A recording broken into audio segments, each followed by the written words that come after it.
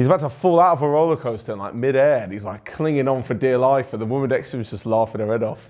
Yeah, that's so funny. Welcome back to another week of the OneFootball Power Rankings. This is the show where we take the 10 best players from around Europe and put them into a list based on their last 5 appearances. So, without any further ado, let's jump straight into it. But as always, before we get into the Power Rankings, we've got this week's winners and losers. It's got nothing to do with the Power Rankings. It's just a special shout out to those of them who aren't in there. First off, the losers, Neymar. Pretty simple, he punched a fan. There is no excuse for doing that, even if the fan was winding him up. So he is definitely the loser of the week. But on a more positive note, the winner is Donny van der Beek. What a fantastic performance as Ajax put one foot into the final of the Champions League. The midfielder was a constant attacking threat, worked ridiculously hard off the ball, and even managed to get on the score sheet to further show just what a fantastic young talent he is.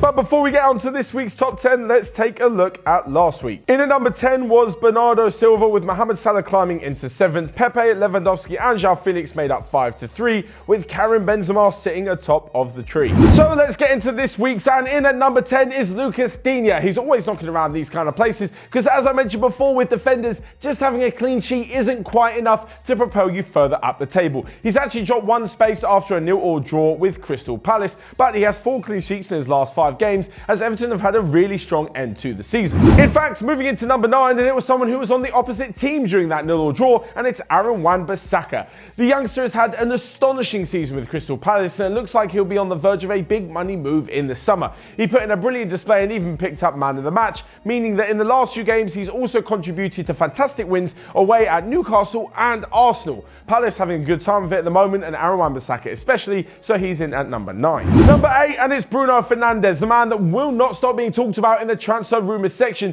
especially from Man United's end. They're apparently top of the pile to sign up the Sporting Lisbon attacking midfielder in what has been a fantastic season for him on the pitch. The last 5 games have seen him pick up numerous goals, assists and man of the match awards, and to be honest, he could probably be placed higher if it wasn't for the fact that he didn't quite have the best game over the weekend. Into number 6 is someone who's on pretty much the same form as Bruno Fernandes. It's another player from the Portuguese Premier League. It's João Felix. In his last 5 games, he does have 6 goals and 4 assists. However, he did pick up a yellow card at the weekend and again didn't have the best game, dropping his average rating ever so slightly. He moves down from a few positions higher last week into number 7. Number 6 now, and completing the first half of the table, is Jamie Vardy from Leicester. His goal scoring form recently has been absolutely ridiculous as he's managed to get 6 goals and take himself to within touching distance of Mo Salah at the top of the Golden Boot list. Now, there are only 2 games left to play in the Premier League, and Vardy is 3 goals behind Mo Salah. However, if anyone knows anything about a ridiculous story and an unbelievable finish to the season, it's Jamie Vardy and Leicester.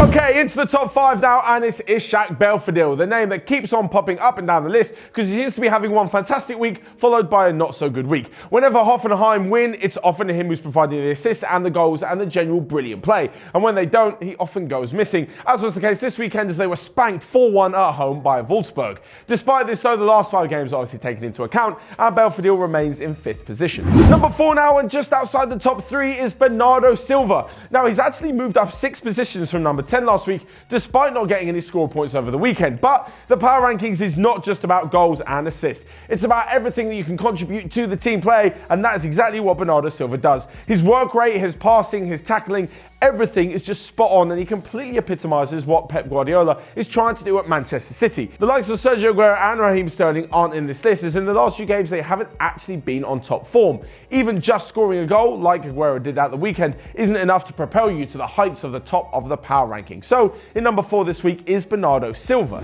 So, before we get into the top 3, a quick call for you guys to subscribe, because every single Thursday we have the power rankings coming out, as well as loads of other content on OneFootball during the rest of the week. So make sure you hit that subscribe button, and let's get into the top 3. Taking the bronze medal home this week is Nicolas Pepe. Now, you guys will probably be sick of hearing his name by now, because he's pretty much in every single power rankings. Whether he's in 1st, 5th, or all the way down in 10th, he will be there somehow because of incredibly consistent performances over the season.